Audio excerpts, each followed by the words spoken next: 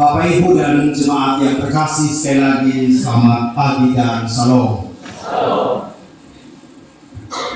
Bapak Mama dan saudara-saudara yang terkasih, tema kita pagi adalah keterbatasan.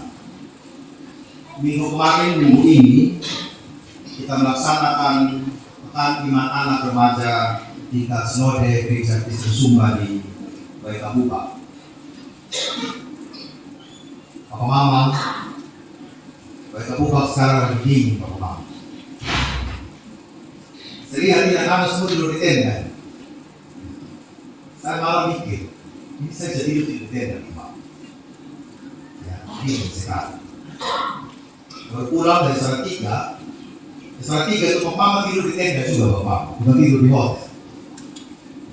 Jadi saya tinggal ini sekolah balik sakit. Ya. Saya coba bertahan sampai jam 1 malam di tenda, ya. Di lokasi kabut begitu. Saya lapar, Bapak. Cari kopi di tenda ini tidak ada, Bapak. Yang ada di pisang. Oke, makan pisang lah ya. Makan pisang begini bentah, Bapak. Tapi ini terus sobar, tahu terus semua kita toko. Saya bertahan untuk makan, Bapak. Ya.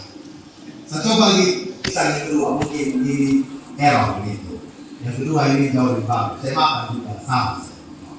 Saya simpan di mobil. Ada teman cerita begitu ya.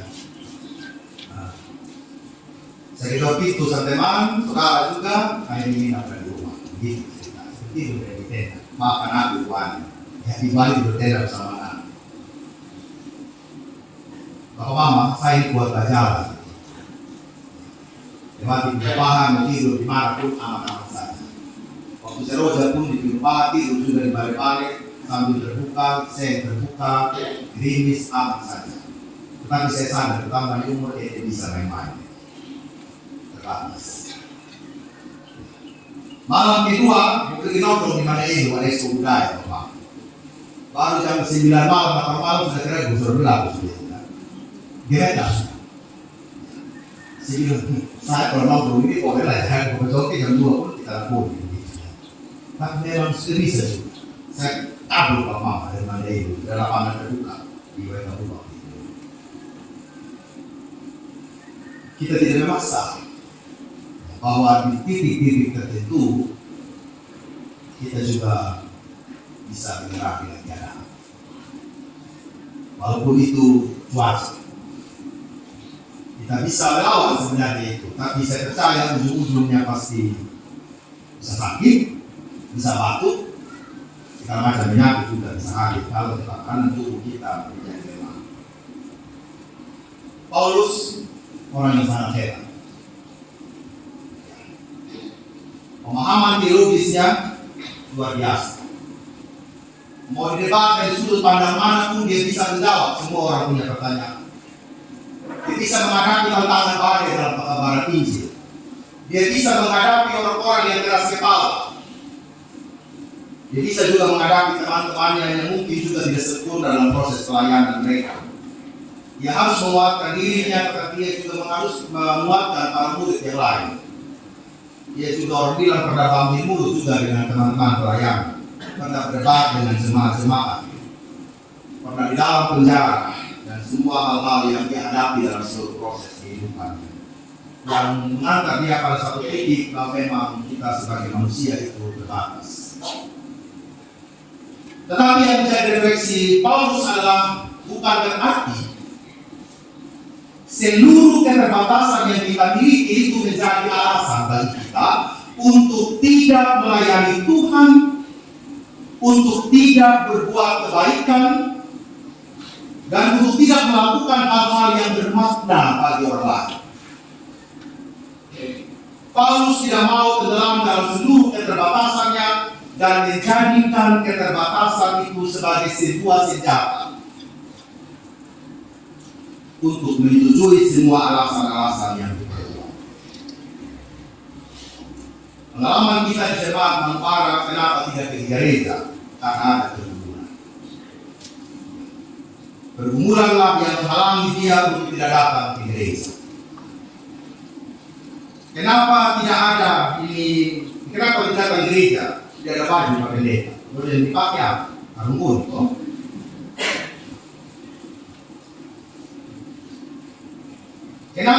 datang gereja, pergumulan suami masih suka main judi online. Kenapa datang gereja? Wah, saksi si Pak Pendeta per hari Minggu, tak kali itu selesai. Kalau semua kita berdiri kepada kelemahan-kelemahan kita, saya percaya di gereja kosong hari Minggu, betul tidak Bapak? Dan saya juga rasa-rasanya tidak berkhotbah juga di atas ini, karena saya juga punya kelemahan. Tidak sempurna. Ketika ada seorang aktivis gereja yang mengatakan bahwa dia sempurna dan tidak mau dikritik, sebenarnya kita sudah gagal. Kalau ada aktivis gerejawi yang baru dikasih masukan sudah video, kita gagal, Pak. Gagal untuk berproses bersama dengan Tuhan. Amin. Karena kita mengatakan saya sudah sempurna. Tak usah diapa-apain lagi. Jadi kita perhatikan baik pendeta, vikaris, mahasiswa, penatua, diaken, pemusik, kantoria, penyanyi, poster, semua kita ini kalau dikasih masukan tolong jangan pilih Pak Maman. Saat kalau pilih ini sudah kembali Pak Maman. Tidak bisa selesai sepuluh. Karena bebas pilih Pak Maman. Selesai sepulang, selesai ada asmara, tidak dilamakan selesai. Nah, benar Pak Maman. Singkat. Sang kuburan suara meletak selesai. Tapi kebanyakan dari kita ini menjadi persoalan. Dikasih masukan atas seluruh keterbatasan, dibilang disuka selesai, diiri selesai, disuka saat pelayanan dan lain sebagainya. Akibatnya apa? Kita akan mati dalam pelayanan. Tidak ada kemajuan yang berarti kalau kita tidak mengatakan jujur tentang seluruh kelemahan-kelemahan kita. Dan Paulus memilih untuk mengakui kelemahan. Dia mengatakan dalam diri dia ada duri dalam daging. Dia tidak mesti tampil sempurna dan mengatakan saya baik-baik saja. Tetapi dia mengatakan secara jujur bahwa dalam dirinya juga ada kelemahan. Dia bertemu dengan Tuhan langsung juga dalam perjalanan redaksi. Saya juga ada kelemahan. Para nabi-nabi, para tokoh-tokoh Alkitab bukanlah orang juga yang sempurna, Bapak Mama. Adam tergoda, Hawa juga tergoda. Lu dikatakan sebagai orang yang sangat baik dan soleh saat itu. Tetapi Nabi Saibat juga dia gigah rumah, Bapak Mama. Kita terlalu senang, kalian dan begitu kita terlalu senang, jadi kita yang datang. Kalau lebaran kita semua baik-baik sana. Itu yang terjadi. Usah juga orang yang sepotong di bawah. Kalau minta air, dipukul itu kita dengan keharapan. Jadi yang pernah lari dari hadapan Tuhan, dia juga tidak mampu menghadapi seluruh penguasa, seluruh orang Israel, Yehuda dan segala macam hal yang mereka berbuat.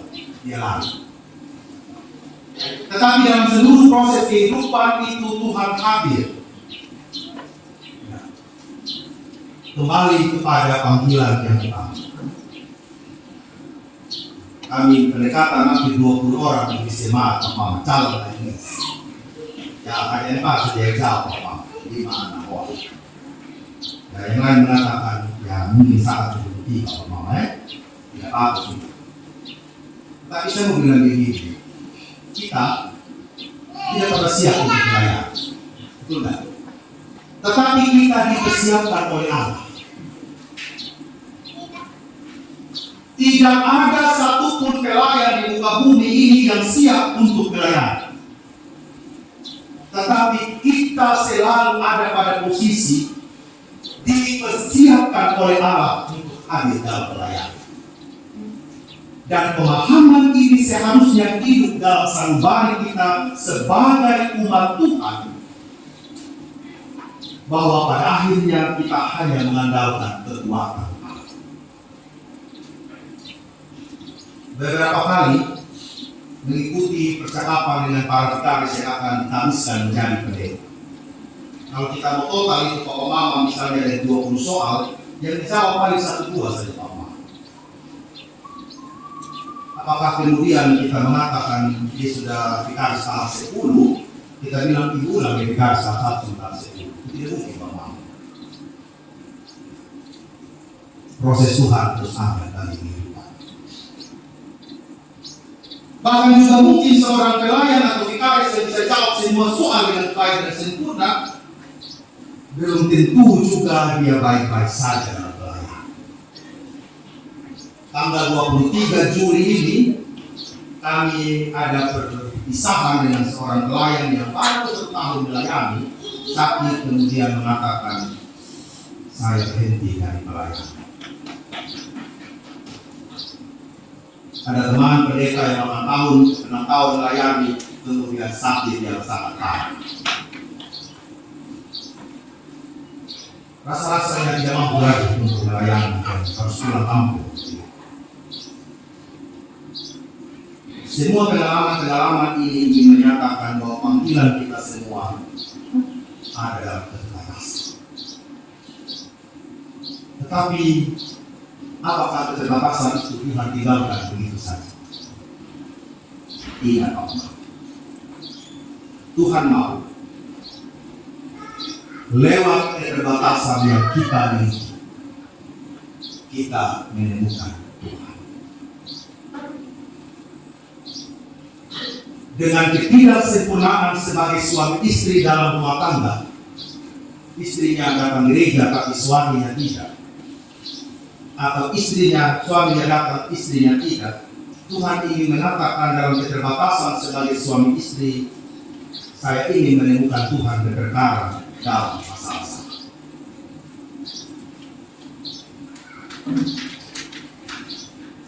Refleksi itu yang harus dilakukan. Saya tahu kalau Mama jengkel dengan pasangan yang tidak sejalan, berkecamuk, malu, minder, semua orang dengan pasangan masing-masing datang gereja. Saya datang sendiri, dia di rumah saja.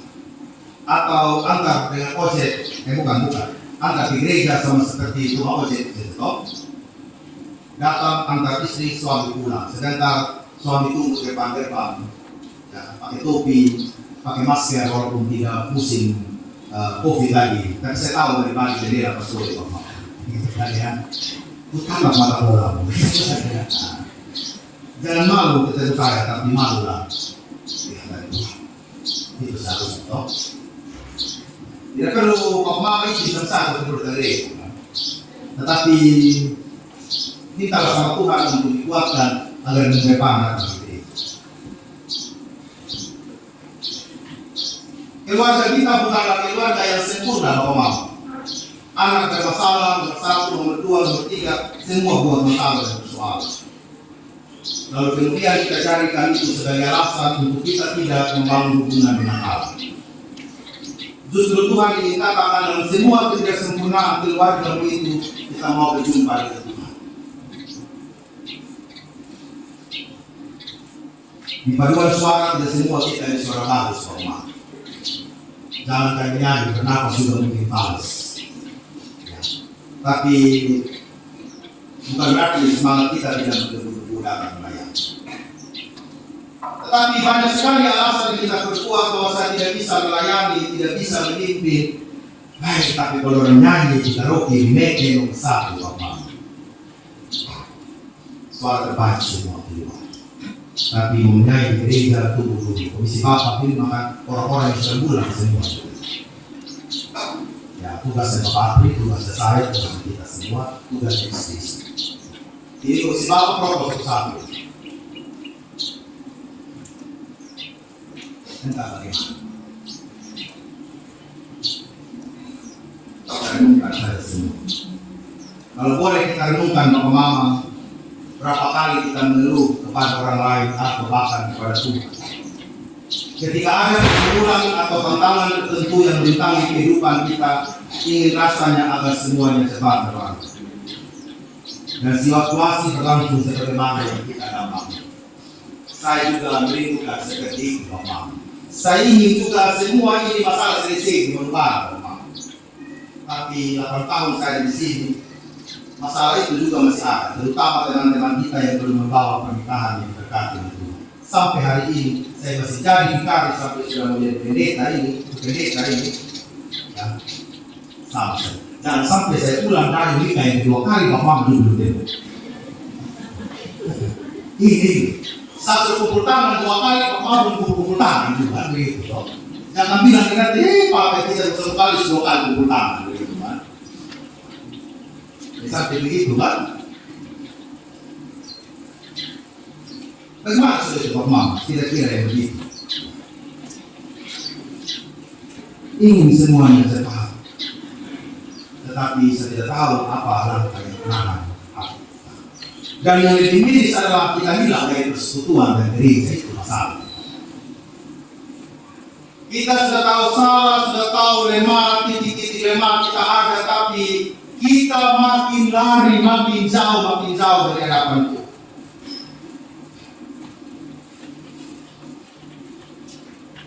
Kalau saya inventarisir ini masalah di Manggarai ini 2 sih Bapak. Satu masalah pastoral itu, yang kedua itu kita ada pemalas sedikit. Kalau kita rajin saja sedikit Bapak Mama, itu resiko dari depan kita semua kuasa sebelah. Kalau kita rajin. Jual pisang goreng, jual gorengan itu rasanya orang membalas dengan kuasa di Manggarai. Itu tidak Bapak. Kalau kita rajin saja sedikit. Tetapi dalam semua keterbatasan itu, Bapak Mama, kita harus menyadari bahwa kita harus meminta intervensi Tuhan ini benar-benar masuk dalam seluruh kehidupan kita, bukan hanya sekedar di mulut saja. Jadi kalau sudah tahu kita punya keterbatasan dalam panggilan ini, jangan jauh lagi dari hadapan Tuhan. Sama seperti Paulus. Dia tahu ada duri dalam daging, dalam kelemahan tubuh fisik, psikisnya juga mungkin dia lemah. Dia juga mungkin tergoda oleh duniawi ini, bisa saja Bapak. Tetapi dia tetap mengatakan, Tuhan tolong saya. Dalam kelemahanku, kuasa-Mu menjadi sempurna. Dalam kelemahan itu justru kuasa Allah itu menjadi sempurna Bapak. Berlian adalah batu perhiasan yang indah dan bernilai tinggi. Tetapi berlian itu bukan terjadi begitu saja, Bapak. Berlian itu awalnya adalah karbon biasa hitam, kotor, dan mudah terbakar. Setelah mengalami tempaan panas tinggi dan tekanan yang hebat, maka karbon itu menjadi murni dan kuat. Proses inilah menjadi perumpamaan yang tepat untuk kekuatan rohani Allah. Untuk kekuatan rohani, Allah memakai kekuatan dari luar yang sangat hebat untuk hadir dalam seluruh kecemaran dan kelemahan. Allah tidak mau kita tenggelam dalam keterbatasan kita, kemudian kita tidak mengenal siapa yang lebih kuat dari semua itu, yaitu hanya Allah saja. Sehingga dalam seluruh perjalanan hidup kita dalam panggilan ini, ada 3 hal yang menjadi pemahaman kita hari ini. Pertama, ketergantungan pada kasih karunia. Ayat ini mengajarkan pentingnya tergantung pada kasih karunia Tuhan dalam hidup ini. Sama seperti pada nas pembimbing mengatakan, engkau berharga di mata Allah. Manusia memiliki kelemahan dan keterbatasan, tetapi Tuhanlah yang memiliki kuasa yang sempurna, dapat memampukan kita melalui kasih karunia-Nya untuk melaksanakan panggilan. Dalam keadaan lemah, kita dipanggil untuk mengandalkan dan mempercayai bahwa Tuhan memberikan segala yang kita perlukan. Hal yang kedua, transformasi atau perubahan melalui kelemahan. mengajarkan bahwa dalam kelemahan kita kuasa Tuhan menjadi sempurna. Ketika kita mengakui dan menerima kelemahan kita dan berserah pada Tuhan, Dia dapat bekerja dengan kuasa-Nya yang sempurna dalam hidup kita. Kelemahan kita menjadi kesempatan bagi Tuhan untuk mengubah kita, mengubah pemahaman kita, mengubah pola pikir kita, mengubah cara pandang kita, mengubah setiap perkataan kita yang mungkin mengutuki keadaan, dan pada akhirnya mengubah seluruh perilaku kita. Kalau pemikiran dan cara pandang kita terhadap pergumulan itu berbeda, misal saya bergumul dengan keluarga saya, oleh karena itu saya mau dekat dengan Allah, maka otomatis ada perilaku yang mau datang di gereja, yang mau untuk berdoa dan mau untuk bersyukur. Tetapi jika dalam pemikiran dan cara pandang yang mengatakan Tuhan sedang menghukum saya dengan seluruh pergumulan itu, akhirnya dia menyalahkan orang lain dari mulut bibir. Betul tidak, Pak? Gara-gara tahu begitu waktu kolahi dulu sama suka beda. Sampai nyesal sebagai orang tua suka mulia kau kasih malu sama saya. Kalau pandangan itu yang hidup berarti dia hadir juga dalam perilaku kita. Suami yang tidak ada salah kita maki ancur Pak. Tetangga yang tidak ada salah karena dia ambil masuk di kita punya rumah, itu jadi masalah panjang sampai tingkat di kepolisian. Kalau itu memang tidak baik di dalam kami kita. Tetapi itu kadang-kadang yang merongrong seluruh kehidupan iman kita, Papa Mama, sehingga seluruh kelemahan kita ini tidak menunjukkan seluruh perubahan di dalam sikap iman kita. Lebih kepada sikap iman, Papa Mama. Karena apa? Cara pandang kita terhadap segala sesuatu itu hanyalah kita mengatakan itu adalah hukuman bagi saya. Saya sedang dihukum oleh Tuhan.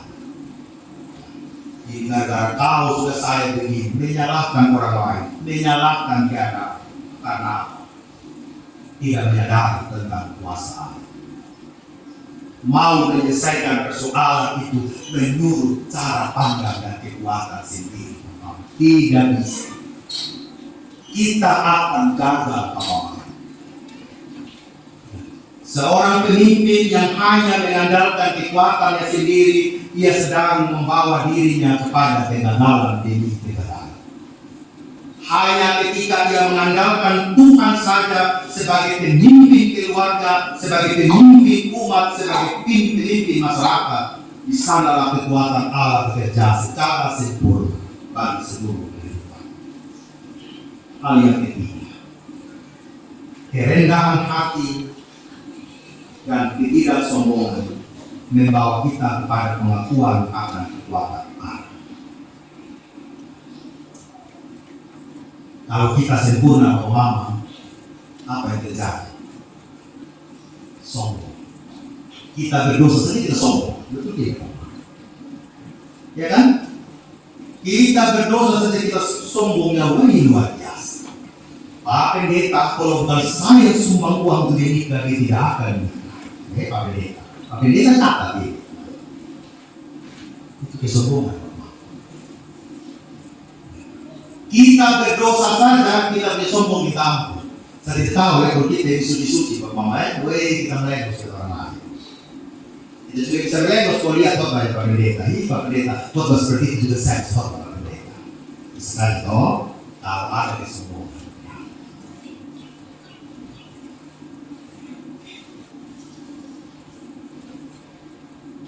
Dengan ketidaksempurnaan yang ada, Tuhan ingin saya dan Papa Mama itu hanya mau datang kepada Tuhan. Kita mau pandai khotbah sebagaimanapun juga, kita mau pintar musik sampai bagaimanapun juga, kita mau menyanyi kayak Maria Carey 7 oktav, bagaimanapun juga Pak Mama, tetap ada sebuah kerendahan hati. Kerendahan hati untuk mengakui bahwa saya hanyalah dimampukan oleh kuasa Allah. Karena kadang-kala Pak Mama, kalau kita sudah bisa melakukan sesuatu, kita suka jual mahal Pak Mama ya. Jadi saya mau menyanyi lagi, teman-teman saya tidak selesai bersuara. Saya tidak mau bermain musik lagi karena apa? Karena teman-teman yang lain susah sekali aja untuk bermain musik. Saya tidak mau melayani di majelis jemaat. Majelis jemaat kita kasih tahu berulang kali untuk mau dengar sama kita. Bisa semua. Tetapi dengan seluruh kelemahan yang ada, Tuhan ingin mengatakan, mati datang selesai. Untuk saya memberikan kekuatan kepada Tuhan. Sehingga pada akhir ayat dia mengatakan, sebab jika aku lemah, maka aku kuat.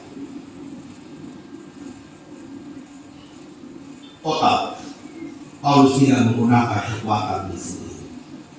Dia total hanya menggunakan kekuatan Allah. Selamat berproses dalam panggilan Tuhan Bapak Mama. Tuhan menguatkan saya dan Bapak Mama dalam keterbatasan. Panggilan Tuhan tetap ada untuk melawan kita. Amin.